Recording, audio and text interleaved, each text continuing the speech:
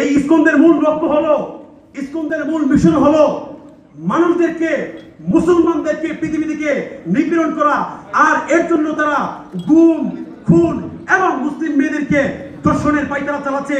সুস্পষ্ট বক্তব্য বলবো, এই ইসকনেরা তারা চাচ্ছে আমাদের মুসলিম মেয়েদের গর্ভের মধ্যে ইসকন হিন্দুত্ববাদীদের বীজ ঢুকিয়ে তার যেন তারা আমাদের মুসলিম মেয়েদের গর্ভের মধ্যে সালাউদ্দিন আইবের উত্তরসূরি এবং মুসাবা বিন লাদেনের উত্তরসূরিরা জন্মগ্রহণ না করতে পারে, তারা সেই পায়তারা চালাচ্ছে।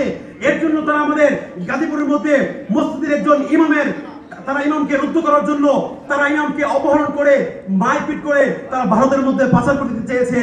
মনে রাখবেন, একজন ইমামকে আপনি স্তব্ধ করতে চেয়েছেন, একজন স্তব্ধ হবে না, হাজার হাজার মুখ এর মাধ্যমে খুলে যাবে ইনশাআল্লাহ। এই ইসকনকে ফ্যাসিস্টের মতো নিষিদ্ধ করতে হবে, অন্যথায় কিভাবে নিষিদ্ধ করতে হবে সেই দাবি আমরা ইতিপূর্বে জেনেছি এবং ইনশাআল্লাহ আমরা প্রস্তুত। আল্লাহ রাব্বুল আলামিন আমাদের সকলকে আমরা এই বিষয়ে সোচ্চার এবং এই বিষয়ে সজাগ হওয়ার তৌফিক দেন।